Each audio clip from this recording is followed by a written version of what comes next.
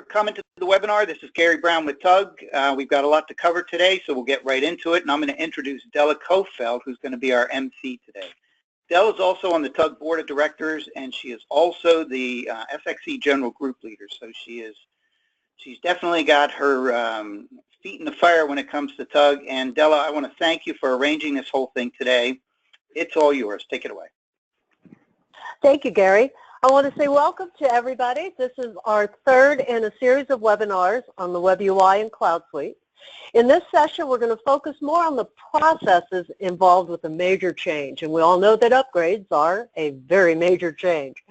Just a reminder, we have 2 more sessions planned, with the next one being on modifications, and we're going to get into some real details on the modifications. And then the last one planned is on training. So while we're going to talk briefly about both of those today, remember we're going to discuss them in detail later on. Modifications will be later this month. Training is going to be later in December. I want to introduce and thank our panelists that have joined us today. We have Mike Chiapetto from Turtle & Hughes, Tracy Duall from Electric Equipment Company, Kathy Lundquist from NSA, and Julie Zindel from CDS. And don't forget Catherine. And Catherine Henn from Infor. Thank you. So we're going to start right off the bat with the very first question that we always have we look at this thing called this upgrade, and where do we start? And so I'm going to pass this on to Mike Chiapetto. Well, hello all. So where do you start with the upgrade process? And if you want to move to the next slide, Della. Starting the process out, where you're going to begin with is finding out what changed. And what I'd say is Infor used to have a very nice way to find out what changed called the Living Release Manual. You could put the version in that you were on, the version you're moving to, and you'd get a report with a list of all the changes that occurred between the 2 versions. Unfortunately, that Living Release Manual is no longer available. So if you go on the Infor Extreme site looking for that, you won't find it. It's not there. A side note, Infor, if you're listening, this was a fantastic tool, and we really would like to see you make something like that available again. The process that we have to do now to find out what's changed is fairly tedious and manual. You need to look through all the various release notes for each version and compile a list of the changes. And Della, if you could make my screen the presenter. And what I'm going to do is show you this on Infor Extreme. Just before I begin that, what I'm going to do is a short commercial here to talk to you about if you, in Infor Extreme, click on Resources and Enhancement Request System. That's where you can get to the place where ideas that you have for changes to the software can be entered. Other people can see them and vote on them. So if you haven't been in that, go look at that, look through the enhancement requests that other people have put in, add your notes to those, and endorse them where appropriate. But back to the upgrade process. In Infor Extreme, if you click on Search and then go to Browse Documentation, that's a good place to go to find out what changed between the versions. That's nice. I'm getting a, looks like the Infor Extreme site is down. Bummer. When you get there, I'm going to continue on and I'll just talk through this and you can make some notes and look at it later on your screen. When you get to that, you can click on the Search Browse Documentation, and then on the screen that comes up, select SX.enterprise, and you'll get a list of versions. Now, with that list of versions for Turtle & Hughes, we're on version 6.141, so I'd start with expanding the 6.1 section. That gives me a list of installation and administration guides. integrations, release notes, and user guides. Under the release notes, you have documentation on the various projects along with the release notes for each version. And you can click on the filter for that, type in the word release, next to that select in the filter contains, and you'll get a list of everything listed there that contains the word release. Infor.Xtreme is back up, so I'm going to go back through that again. Search, browse documentation,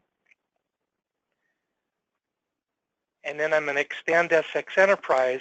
And what I was saying was I was on 6.1. I'll go to release notes,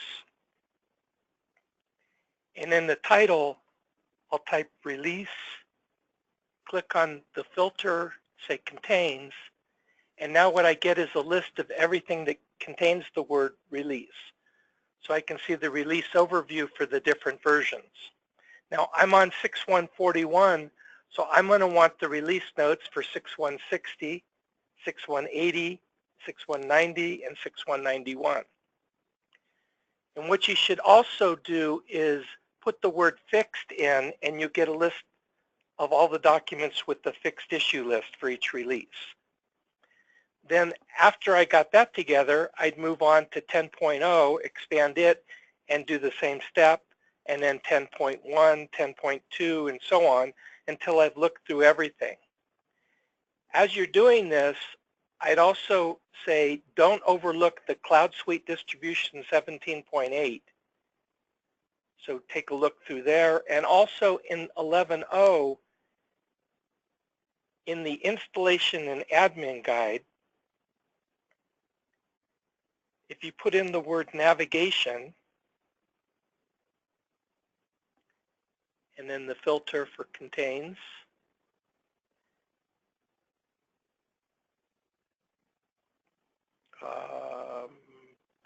misspelled navigation there, Mike. oh, okay, thank you.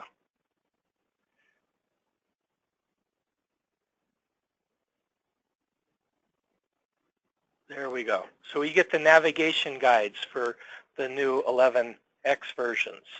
And you'd want to look at the various versions of that as well. Now, the next step is to go through all the release notes and the fixed issue list for things that relate to your business. You can then come back to this list, and so I could go back to 6.1, and there are documents for the project reviews for some of the major areas. There's also in the user guides some getting started guides. So I can come back to the topics that I'm interested in and get more detail of what changed in each of those. And Delo, you can go back to the PowerPoint now.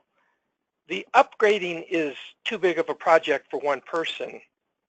So you're going to want to identify champions to join your team.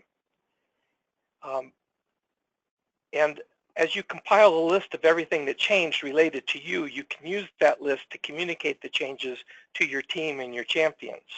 Those champions may be from the original implementation, or you may want to add new people to your team. You need to look through the team to look through all the areas of the software related to their specific job functions, and focus on the changes that affect their areas, identify process changes that will be used later for training your end users. Now, unfortunately, everybody still has their day job in addition to reviewing the upgrade, so you'll want to schedule regular meetings to discuss the project and keep it on task. Keep reminding people of the importance of getting this done. The next topic is going to be presented by Tracy Duell of Electrical Equipment Company, and he's going to talk about the business project review. Thank you, Mike. So yeah, in terms of business process, pretty big and broad topic actually, and the subject we have here in regards to an upgrade, being the opportune time typically to review business process, I would contend that it's not necessarily the best time. Now, having said that, we're actually going through an upgrade to Cloud Suite, and we have mod reviews happening. And so we're going through that right now and doing a lot of evaluation of current business processes as it relates to a lot of what Mike just reviewed, what's different from, what we have now, 6.190 to Cloud Suite, pretty big jump. I would like to say that, our N4 business consultant that we've been engaged with has done a great job in helping us bridge that gap of understanding what's changed. So I want to put that out there as we've been going through the process. But in general, pace of change, whether it's in the technology or in your business, it's moving way too fast to let business processes sit without some kind of review. And as I said, we're going through our own mod review right now for our upgrade. We've amassed 184 modifications since the inception of our ERP in 1998. In our initial review, we identified 94 that are either standard in the Cloud Suite, addressed through extensibility functionality, or we just don't need them any longer. Those were the interesting ones to myself, being fairly new to ECO and SX.e. Shoot, there were some that we identified we couldn't even remember why we asked for them or what they did. So those were good ones to move out and get off the plate. But now we've got 90 remaining that we have to go through, and we're challenging ourselves as to the need and effectiveness so we can get our roadmap completed and upgrading. Now, that's in relation to our upgrade. I'm very encouraged by the new release process that N4 is moving to, because instead of waiting for that next platform release to do an evaluation, getting those changes monthly, while it's a major challenge, it's going to help keep that iterative process review and cycle going. And going forward out of our upgrade, we are implementing more standard reviews regarding system business processes to basically sound check for relevance and efficiency. Now, upgrade and mod review aside, we've actually implemented over the past 4 years or so some standard best practices and programs to create a more focused and cohesive set of business process reviews. And I want to put out there too that process review is not limited to what goes on in your ERP. There are several business and administrative processes that live around your ERP as well. So again, very broad topic, and can cover a lot of ground. Examples of some things that we've done I want to share is we implemented a program called GROW, which stands for Getting Rid of Waste, which really encouraged all employees to identify not just cost savings opportunities, but where can we become more efficient in our business processes, and then going after and making those changes. Creating a standards of care approach that addresses how we support and service our customers. Constantly reviewing, what are our inventory control best practices, and looking at those areas of change that we can make to improve our turns and delivery and customer satisfaction. Another area I'd reference administrative process review. That can be huge, and things such as employee onboarding and offboarding processes, document management, document automation, which some companies have that, some don't. These are just some examples of administrative process areas that can have significant impact to review and go after automation efforts. Now, my next bullet on there, technology enablement, is that the tail wagging the dog? It's one I've probably thrown around quite a bit here at ECO. Common practice out there is to get a new release of software that has new capabilities, and then figure out your processes around that. Also, too often companies will buy a solution but never even implement all the cool stuff that it has. it's a challenge because you want to look at new technology to inspire new or improve business capability, but to rely completely on this is the tail wagging the dog. So the question is, how do you make that shift of setting a direction based on new business capability, new business process, and going after the technology to enable it? It's basically a two-pronged approach. You need both a technology roadmap, where, where's the technology heading? What does that look like? What's Infor.'s roadmap going to bring? But also a business capability roadmap, and that takes on the business process, functions and the capabilities that your operations and business areas feel they need to improve on, and identifies the gaps of where you're at today to where you need to be, and then go after the potential technology solutions that will enable them. It's a balanced approach. Neither can really be fully defined or managed without the other. It's symbiotic in a lot of ways, but focusing more on defining capability for the business and going after the technology is a shift that we're making here at ECO pretty dramatically, I would say. Last comment I have really is it does take a village to make an effective business process, program, capability, whatever you want to call it, happen. When you're driving change to a business process, you need to avoid the siloed approach. So, finance looking at their processes within their, confines, or inventory or purchasing or whomever. You really need to make sure that all affected parties are brought in to review from full life cycle management of a process. And never assume that impacts are too small to be considered for any particular area. I've seen those assumptions get made, and only to find out, a distribution center, oh yeah, they got a pretty significant piece that needs to be addressed. A quick example is when looking at, say, inventory control practices, making sure that sales and finance are integrated to review the change. It's good if sales actually knows what the inventory thresholds are going to be, and what they're going to have on hand to sell. That is really what I had on business process review. I know we're short on time. I could speak a whole lot more, but I'm going to go ahead and end it here. We'll hand it off. Thank you, Tracy. Thank you, Tracy. Kathy's next up here. Got it. Good morning, everybody. So, in keeping with what Tracy said, with WebUI and CSD, patches are now released on a monthly basis, which results in a lot more frequency and updates than many of us are used to taking in the past. In keeping with that, development is highly responsive, which means that with each patch, we not only get fixes, but we also get enhancements.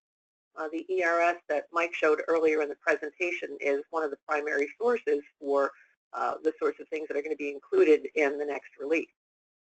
Having said that, patches will now have both enhancements and fixes. The documentation that Mike was showing you, effective with 11.0.0.9, the enhancements and the fixes have been split into two separate documents. You'll want to be aware of that when you're taking a look at documentation, but it also allows you to separate out what you're looking for in each doc, which one has the enhancements versus which one has the fixes. The challenge that you'll have with taking the monthly patches is your modifications. Modifications pretty much stand between you and the ability to take those upgrades on a seamless basis. So it slows your ability to upgrade, and it can be costly. And let's add to that in the cloud, you're not supposed to have any modifications because it's a shared tenant situation. So what approach do you take to begin to take a look at your modifications, since this is an area where many of us consider our value add is? So the first thing that we recommend is assembling an updated list of all of your modifications in your system, as well as those that are in process. So first, review the mods that are live. Review any mods that are WIP which is they're either in design or in test, but they haven't been moved to live yet. Also identify any modifications that are no longer in use, but were never removed from your system. So there's really 3 different sections of modifications to take a look at based on where they are in their modification stage. Don't rely solely on your users for what the modifications are. Oftentimes you'll find that the originators of the modification might no longer be on staff. A lot of times we find that the mods have been done by the champion or during the train the trainer phase, and were put in before the rest of the staff was even aware. And so you'll often find that the staff doesn't even realize that the function is a mod. So when they take a look at a vanilla version of the system, they don't understand why there's a difference. It's because something that they thought was a standard part of the system is actually a modification. The mod's been there for so long, or they weren't part of the original team that did the design. So you'll want to not rely solely on the staff for what your modifications are. If you are not somebody who's got all of the documentation for the modifications, you may need to get a programmer to take a look in your system and review the code if you don't already have programmers doing that for you, because we find the next challenge is the documentation for the mods. We run into the situation a lot of times where a customer is getting ready to do an upgrade and the mods are no longer in keeping with what was on the mod specs. How often do you find that the design was the original, and then it has probably gone through 3, 4, who knows how many changes, but the mod spec wasn't updated. So if you do have mod specs, please review them to be certain that they're accurate. That's just so you know where your beginning basis is. You'll also, if you were fortunate enough to have them, gather together any of the finalized test scripts that were used in your company for testing the modifications. Those are a helpful basis to see what the step-by-steps were, especially some modifications are not just one area heads down. They may start from an order entry screen and then show up on a report. They may end up on a form and have multiple parts of the system that they touch, and those strong test scripts would reveal that. And again, if you don't have those, if you don't have updated mod specs, and if you don't have the test scripts, and you're not even certain what all the details of your modifications are, a programmer can review the code with you to tell you what all you have that is not standard. Next recommendation we would have is to identify the mod type. By that, I mean, is it a user interface? Is it some change in the screen? Is it a form? Is it a report? Is it other? Is it some combination where, you know, maybe 5 mods are actually 1 mod that just touches different parts of the system? And why that's important is this classification makes it easier to separate the approach. So if it's a user interface and you're going from character or graphical to WebUI, do you still need that new field on the screen, or is there something in the upgrade that you'd be able to leverage in the personalization, for example, to tailor that screen where you wouldn't need that modification anymore? Or is it a report that's done in such a way that you can actually keep the report if you're not a cloud customer, if you're a WebUI customer, you could keep the report as long as it's been designed in such a way that it's not going to have any kind of impact with the upgrade. And it also depends on how the modification itself was designed. There's going to be, as Della mentioned, a separate modification conversion Q&D webinar later in November, where those sorts of details will be gone into. But knowing the mod type will help you separate the classification of how you want to address it. Next would be, obviously, review the purpose for the modification and if it's still required. So has the business case changed? Sometimes a modification was done because of limitations in the system that have now been taken care of by enhancements that came along the way. Some are because it's the way we've always done it. Some were done based around a specific customer or vendor requirement, which could have changed. You may have had a customer that needed you to send a report a specific way, but that need is no longer required.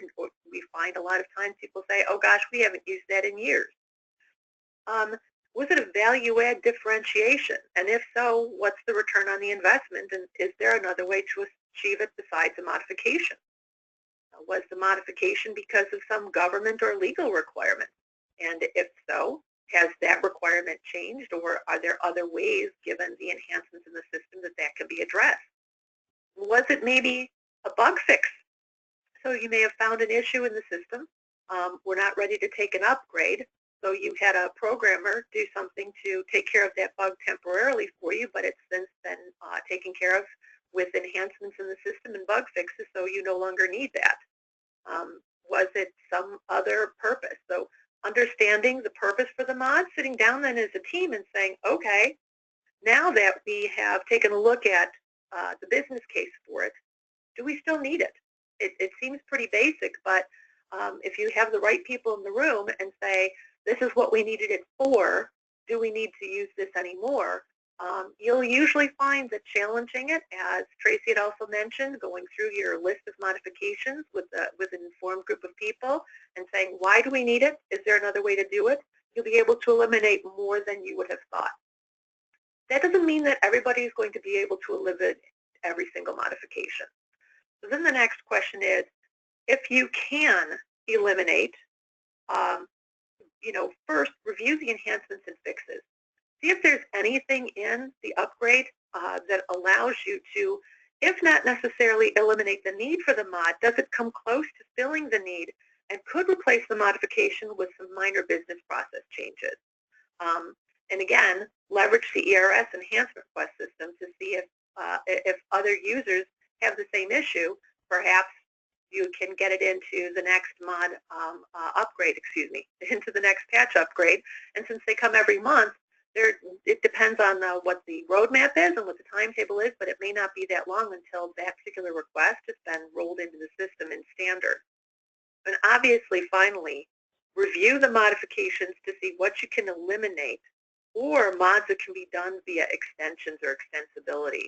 And that one is the magic bullet, because it's an expression that's been tossed around, but not everybody understands what all it means. And that, again, is something that we look forward to learning more about during the webinar at the end of the month, as well as at our TUG Connects meetings. And with that, I'm going to introduce Julie Zindel from CDS. Good morning, everybody.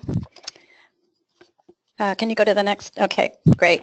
So I'm going to talk about change management in general. So during any project that includes any significant change, everybody in the organization will be looking to the executive leadership team for support and direction. So the leadership team must be on board, and they need to be aware of the public face they are putting on the project. So it's important that they speak with one voice and be ready to support the project at any given time. It's up to them to motivate the organization to embrace the change. But we have to understand, too, that the leadership team is comprised of people, and they're feeling some stress and uncertainty that the major change or an upgrade or an implementation is bringing, so they also need some support. The better organized your project is, if you can give them regular and realistic, and by that I mean truthful, updates about the timeline and the budget, the better your leadership team will feel about their ability to commit their support to the project. My second bullet point there is, involve every level to create ownership. So change management efforts must include a plan for identifying your project's champions. So that's your champion team. And it'll be important for them to then cascade the messages to the rest of the organization. The champions are going to need training and direction on how to do this. And it's important that they be able to support each other to drive the project to completion and successful completion. In that, it's very important that they take ownership. A passive agreement to be part of the project is not what you need. You need a commitment. They need to agree to own their portion of the project and accept responsibility in managing the change to get people there. The right information needs to go needs to be cascaded to everyone in the company at the right time. So messaging about how the project is going needs to be regular, practical, and also be open to solicited feedback so that everyone feels that they're a part of it, that they're involved, and they're valued in the end result. Any company that fails to involve every level or get them involved too late in the process often see major project problems with resistance. And if these surface at the wrong time, not everyone is rowing in the same direction. That's going to get your project off track quickly. Any investment you make in training your champions in change management will be worthwhile, because very often your champion team becomes the next generation of leadership in the company. So it's well worth the time and investment to give them good training in how to manage change. Well, my third point there goes without saying, prepare for the unexpected. No project goes completely according to plan. And sometimes people react in unexpected ways. So as things arise where there's problems, some people will rise to the challenge, others will not. So it's important that your champion team at least commit to digging in to solve the problems that come up. People may resist strongly so that they can shield themselves from any blame or criticism. And of course, people do matter in this process. Change is both an institutional and a personal journey. If you think about the number of hours you spend each day with the people at work, it becomes clear that many people consider their coworkers like family. And people will resist change where they think they might be replaced or no longer necessary. They'll react to what they see and hear around them. That's why it's so important for them to feel like they're a part of the process, that they're not being left out or left behind. Some visible recognition rewards would be nice to encourage them to participate. Maybe bonuses or promotions may result from a successful project at the end. Sometimes it's necessary to remove people who are standing in the way of progress. But this too shows everyone in the organization the company's commitment to the vision of the project and the change that's needed. So I guess my key tip that I would say about change management is build change management training for your champions into your project plan. Della, back to you. Thank you very much. What I'd like to do is, because we've actually got 5 key panelists that have joined us on this webinar, I'd like to get a top tip from each one of them. And let's start with Mike.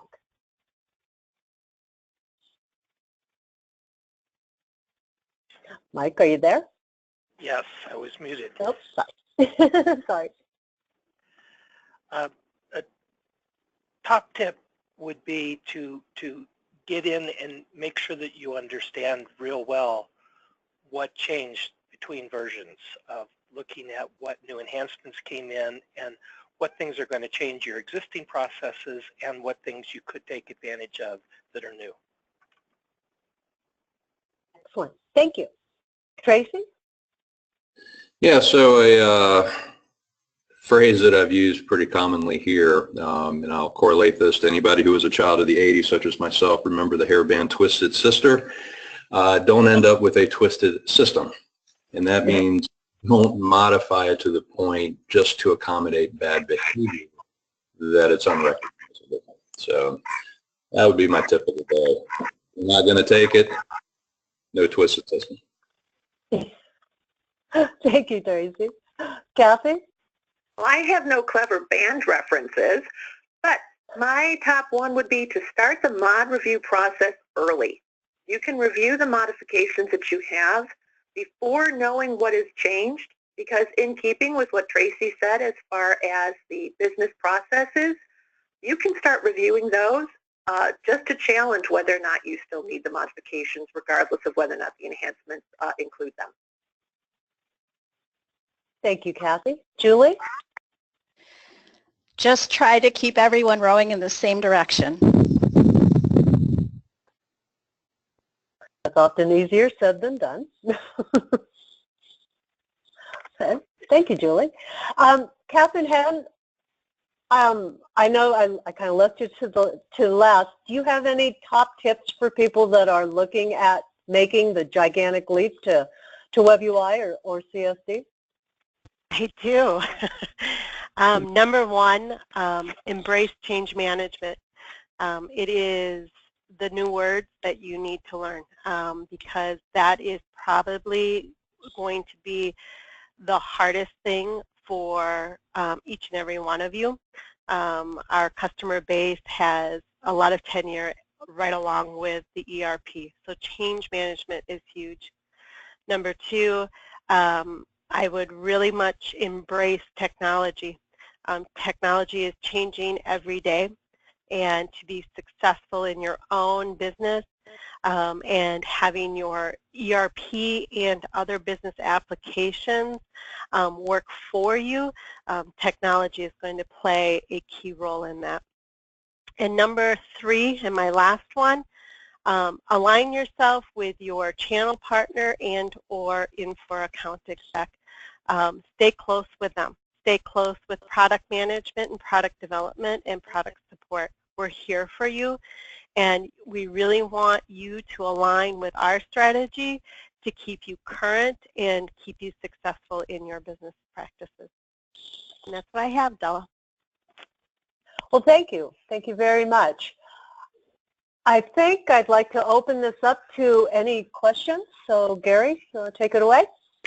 Sure. If anybody has a question, now's a good time to type it into the question bank. Also, if you want to raise your hand, there's an icon there to do that, and I can unmute you and you can participate in the conversation. And before we get started with any question, I don't see any right now, but I'm sure they're going to come in.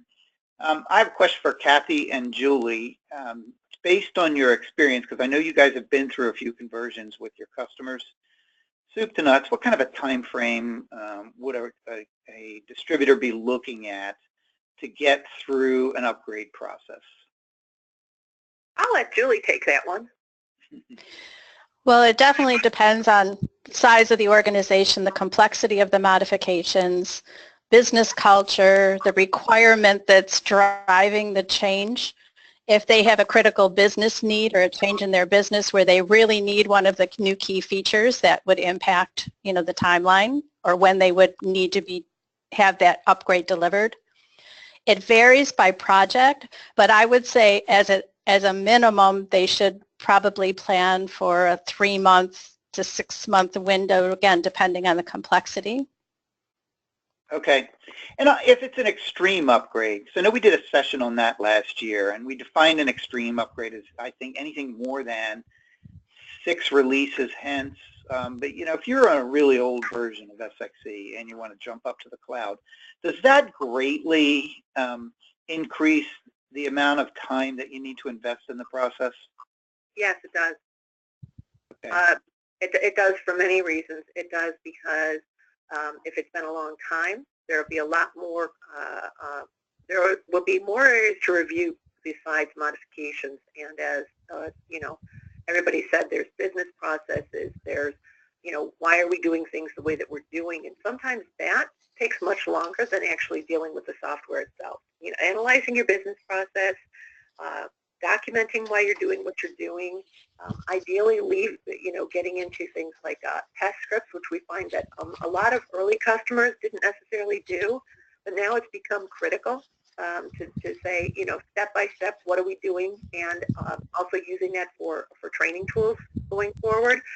So I'm going to say that the timetable for either an extreme upgrade where you're jumping multiple versions and interfaces, or one where you're a larger organization, and perhaps you have to deal with issues like you're publicly held, so you've got to go through SOX requirements and documentation. Or if you have multiple locations, you're dealing with a much longer rollout question. How are you going to handle that? So there are a lot of variations depending on your size as well as the number of versions that you're jumping. Okay, thank you. So the first question submitted said, can you expand on what you mean by change management training? Okay, I'll take that one. This is Julie. What I mean by that is your champion team may be very good at using the software, but they may not be skilled in what to do with people issues that come up during the project. So there are some training programs out there, or you can just have an internal training from your HR department, but something that will help them deal with the softer side of, handling the project. What do you do if someone, gets emotional during the project? What if you have someone who's blocking the door, won't let the process continue? It's more of people skills than it is technology training. Okay, thank you, Julie. The next question is there a way or a place to find out known issues identified with recent releases besides searching it?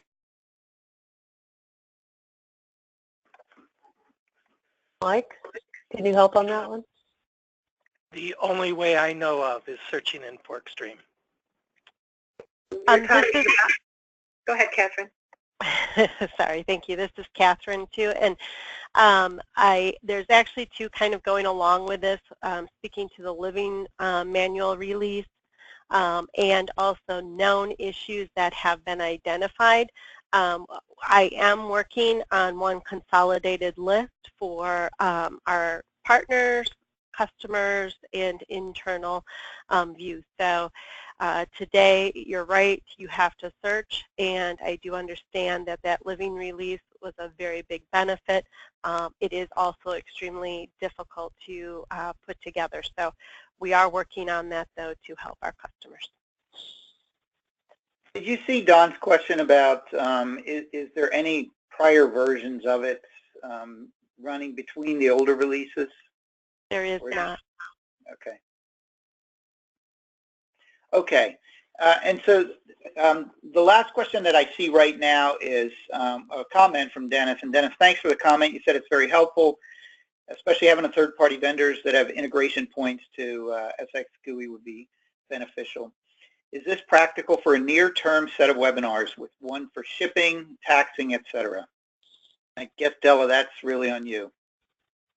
Absolutely. We are always looking for ways to help provide information. And so that's a great idea. We are going to have quite a bit of conversations and demonstrations and talks with third-party vendors at the conference. So a lot of the group meetings that we have on the very first day, we're going to see a lot of third-party vendors involved in those, because WebUI and CSD is very important to them as well. And do they and can they remain third-party, alternatives for us? So you will see, I think Avalera, I'm sure, will be there. There'll be several of the vendors. Unforms is going to be there. So if we don't have at the conference, if we're missing a vendor or anything like that, we will definitely have webinars. And I'm thinking throughout next year, we're going to have a number of very focused webinars, probably one for just shipping and one for just taxing, on how they interface and how they work with both WebUI and CSD. Thank you, Della. And I should also mention, we are planning the agenda for TUG Connects right now. We sent out a request for session presenters, and we'll be sending out an agenda survey in the next 2 weeks to all of our TUG members. Be looking for that survey, because we always ask you, are there other sessions that you don't see here that would be helpful for you? And we really do pay attention to those comments. So if you see the survey come through, please do respond to it. So we had a couple more questions come through. Actually, one of them is a statement from Mary saying, specific documents outlining AO and SASO setting changes would be very helpful too. So, and I guess that goes to you, Catherine. Yes, and as we make new ones, we do have a what's new document that we also do release. It is also for Cloud Suite distribution. It is actually a real-time document that you're going to have access to. But I would like to understand, Mary, if you're also looking more from a specific version to current, and I think that might be kind of what you are also addressing here. So. I can take a look at that.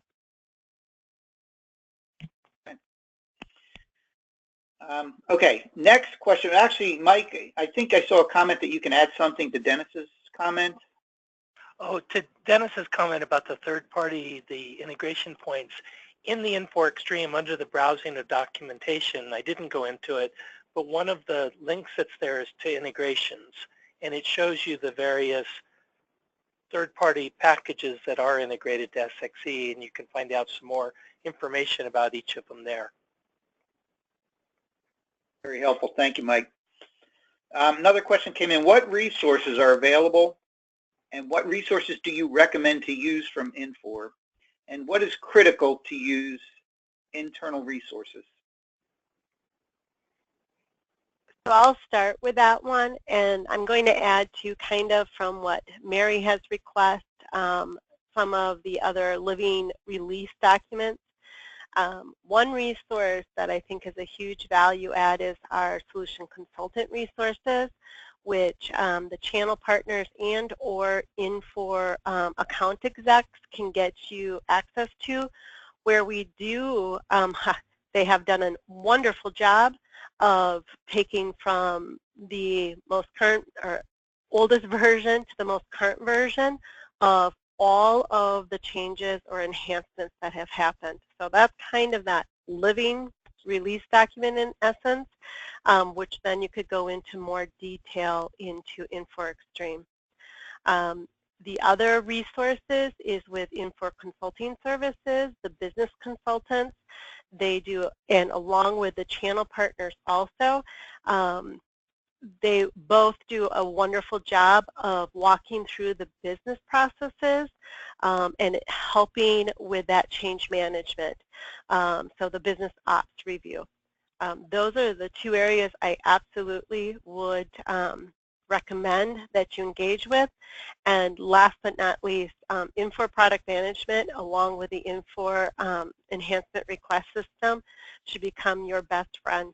It is the opportunity for your voice to have your product enhanced. We are working with user groups as far as that too. Carrier user group, we put a lot of modification in. We're working with the electrical user group, specifically with Tracy, because they're moving to the cloud.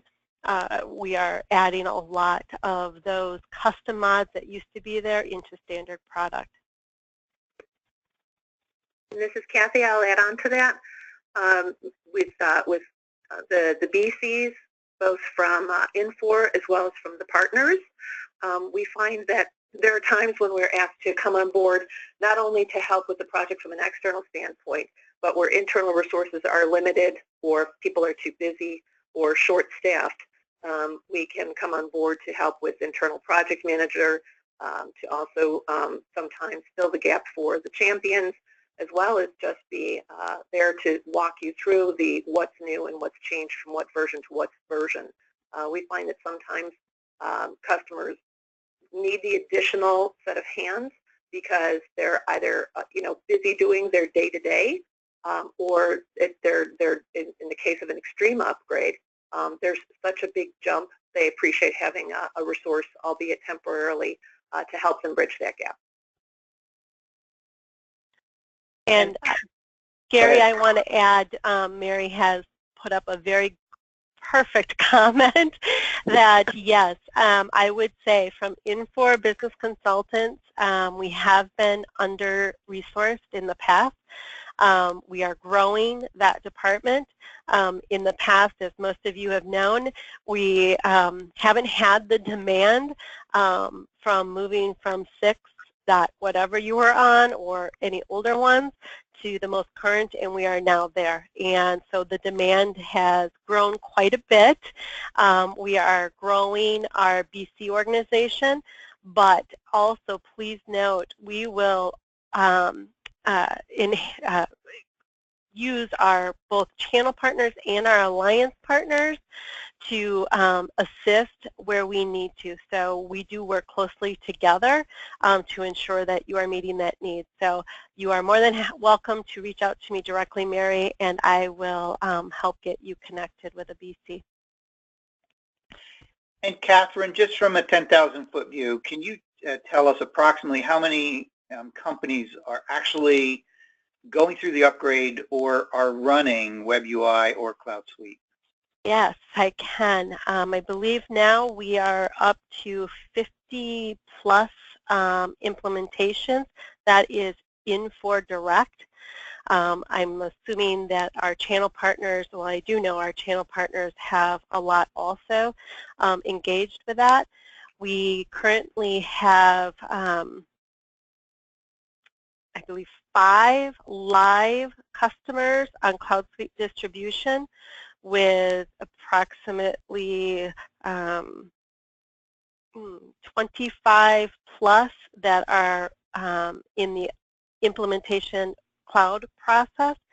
And for on-prem live version 11, I believe I now have 2 for sure, with the go lives happening here with each month. So that's going to be growing by the time especially we hit TUG. Okay, thank you. So I don't see any more questions, but there are 2 people with their hands raised. Dennis, it looks like you didn't enter your PIN number. So if I sent you the instructions for that, but if you still want to ask the question, you have to hit #109# on your phone. In the meantime, Paul has his hand raised, and I'm going to unmute you, Paul, so you can participate in the conversation. Go ahead, Paul. If you're still there. Paul Buchel. Okay. I'm not seeing Paul come through here, so I'll go ahead and unmute you, Paul. I'm going to unraise your hand. If you did want to say something, please raise it again, and we'll come back to you. In the meantime, though, I don't have any other questions, so if there's any final comments you guys want to make, and then we can wrap this thing up at top of the hour. Panelists, does anybody else have any comments? Maybe they already know them. I see Gary, Dennis raised his hand again, so go ahead. Oh, Go ahead, and Mike Altus has a question for you specifically, I believe, about TUG. Oh, okay. How do you get special hotel rates in Phoenix? Go to the TUG website, usergroup.org. Click on the, Della, if you can bring up the internet, you can show them, but you click on the TUG Connects thing, and then you look for the hotel tab at the top. And then there's going to be a link there to make a hotel reservation online. The hotel rate is $249 per night, plus taxes, of course, and no resort fees on top of that, so that's a good thing. And if you have any difficulties with that, you can always send me an email. So, okay, Dennis, I'm going to unmute you for a second, and you'll be able to participate. Go ahead, Dennis, you're unmuted. Hey, Gary, I'm not intentionally raising my hand, but you answered the questions, and I appreciate it. I look forward to whatever sessions are available either at the conference or online. Okay, all right, thank you, Dennis. Okay. I don't see any other questions. Della, we are just right at the top of the hour, so I think we can wrap this up. On behalf of TUG, I want to thank all of our presenters and panelists today. You guys put on a great webinar. We very much appreciate your participation, as do the TUG members. And so, Della, I'll turn it over to you for final comments, and then we can wrap up. Great. Well, thank you all very much. Thank you for participating. A special thank you to all of our panelists. It's your experience and sharing that experience that really makes all of this so valuable to everybody. I look forward to seeing everybody in Phoenix. So have a great day. Thank you. Take care, everybody.